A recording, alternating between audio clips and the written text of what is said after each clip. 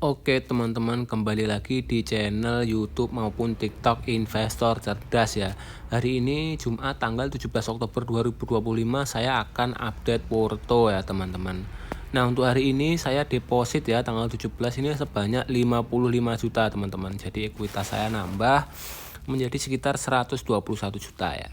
Nah, ini trading balance saya sebanyak 64 juta, diinvestasikan sebanyak 60 juta dan minus 2.700.000.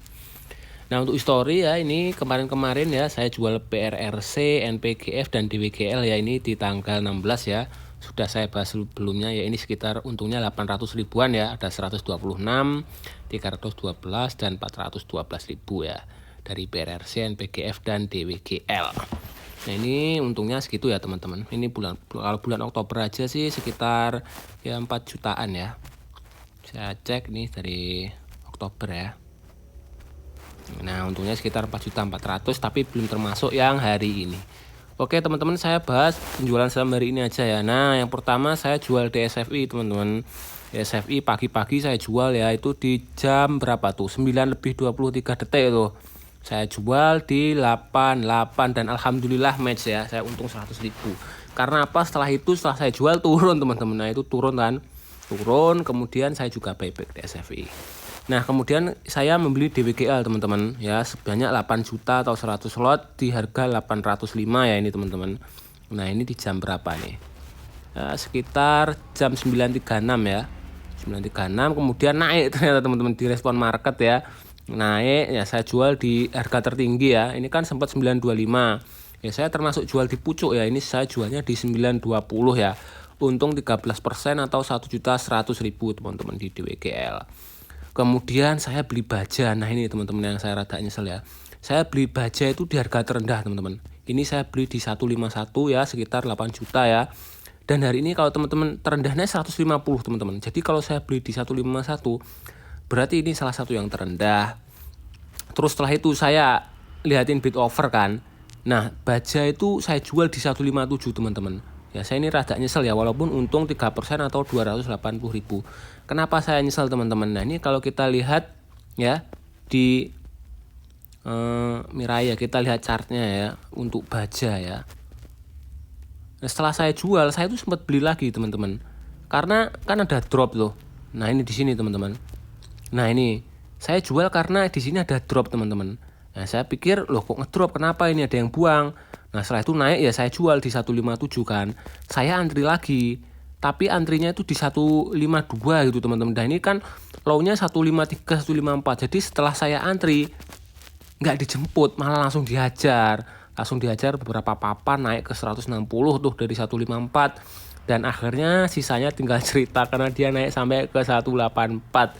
Jadi saya hilang barang. Kalau saya misalkan nggak jual, saya jual di 180-an tuh untungnya sekitar 1 juta ya. Saya bener-bener kehilangan barang, kehilangan momentum ya. Jadi harusnya saya lebih berani tadi, nggak usah ngantri, langsung makan aja ya. Makan barang di 154 atau 155. Oke, ini yang ya walaupun untung tapi saya rada nyesel baja, tapi ya sudah lah. Nah, ini kan saya beli lagi tuh. Nah, ini di 152 kan ini tapi nggak dapat. Oke, kemudian saya juga jual Wapo teman-teman. Ini kan barang saya kemarin tuh Wapo loh. Saya jual 2 kali di 171 ya teman-teman. Ini untungnya sekitar 87.000 dan nah ini 171 juga 132.000. Jadi totalnya sekitar 200 ribuan ya teman-teman di Wapo. Nah, setelah saya jual sama juga teman-teman, Wapo terbang. Aduh, bener-bener deh. Nah, di sini saya jual 171. Kan ini di 1443 ini sekitar match ya. Ini matchnya di situ ya. 1426 ya saya matchnya. Nah, pas turun saya beli lagi teman-teman Wapo tuh. Nah, ini di berapa ini? 164 di jam 14.42 ya. Wapo 14.42. Nah, di sini teman-teman. Tapi ternyata turunnya tuh sampai 165 doang ya ini. Setelah itu turun. Setelah itu langsung dihajar dan naik sampai 180. Saya hilang momentum lagi di Wapo. Ya, jadi 2 kali saya kehilangan ya potensi untung yang lebih besar lah. Walaupun saya berhasil jual di pucuk DSFI dan DWGL, tetapi saya nggak bisa selalu pas gitu ya momennya bisa jual di pucuk. Karena saya juga kehilangan momentum di baja dan Wapo. Oke ya, terus saya juga tadi beli tambah lagi Kopek di 148. Saya lihat sahamnya nggak gerak-gerak terus di 147, 148. Jadi Saya tambahin supaya apa? Supaya saya punya sekitar 8 juta di Kopek. Nah, sekarang kita lihat saham-saham saya apa saja ya. Yang pertama DSFI ya, saya setelah jual tadi kan saya beli tuh. Nah, saya beli di 84 dan 85 teman-teman. Jadi average saya di 84,39 dan sore ini closing di 84. Saya minus 0,47% atau minus 37.000. Ya, saya punya 8 juta atau sekitar 957 lot. Kemudian saham kedua ada Kopek ya, ada 553 lot. Ya, saya closingnya hari ini 148, average saya di 149. Saya minus 1% ya, minus 80.000. Kemudian Maxi ya, Maxi average saya di 57 ya, closing di 55, saya minus 3,77% atau minus 322.000. Nah, Maxi sebenarnya ya sempat naik juga teman-teman ya. Ini kan sempat ke 57 ya. Nah, tapi ya karena hari ini IHSG minusnya 3% ya wajar kalau gorengan sangat terdampak sehingga porto saya minus ya. Kemudian NPGF ya, ini NPGF closingnya di 58 ya dan average saya di 59 ya. Jadi wajar lah minus 1 tik aja sih. Tapi ya kerasa banget minusnya 1,84% atau 147.000 karena 1 tiknya di 50 tuh hampir 2% ya. Nah, selanjutnya ada TAIS ya. Nah, ini yang rada ngeri nih. TAIS ini saya mau average down masih ragu-ragu ya. Saya average di 76 dan hari ini closing di 69. Nah, kalau kita lihat TAIS itu sebenarnya break support ya. Saya kurang suka, jujur saya kurang suka ke TAIS, tapi mau CL masih ragu-ragu ya. Masih bisa naik nggak ini. Nah, ini kan kalau teman-teman lihat ini kan kayak dijaga tuh di sekitar area sini. Nah, ini 75 ini kan seperti support ya. Kayak nggak ditembus. Nah, tapi hari ini jebol gitu teman-teman.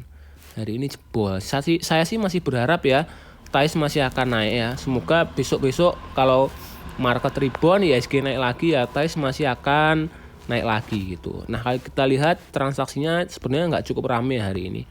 Untuk broker summary kalau saya lihat sih masih cukup menarik ya TAIS ya. Nah, ini ada XCXL ya, KK ya, yang main retail-retail lah. Tapi yang buang banyak ini BNI ya, BNI. Oke, TAIS masih oke ya walaupun rada ngeri, minus 9% tuh. Kemudian Trim ya. Trim juga sama, saya mau average down masih ragu-ragu tuh. Tapi kemungkinan besar akan saya tambah supaya nilai investasi saya menjadi 8 juta ya. Jadi ini kan 6.500.000 yang saya investasikan. Kemungkinan saya akan tambah lagi ya. Nah, ini minusnya 9% ya, hampir 10%, minus 600.000. Nah, untuk Trim ini yang masih bagus nih kan RF ya. Saya masuk karena di akun RF.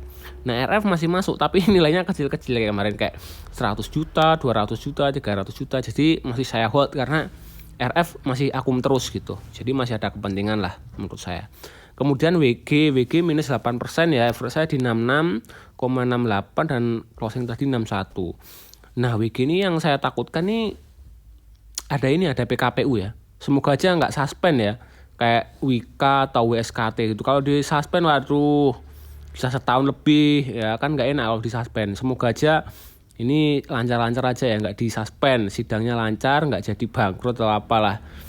Dan kita lihat ya hari ini minusnya dalam ya, minus berapa poin ini? 4 poin ya, 4 poin aja 6% minusnya ya.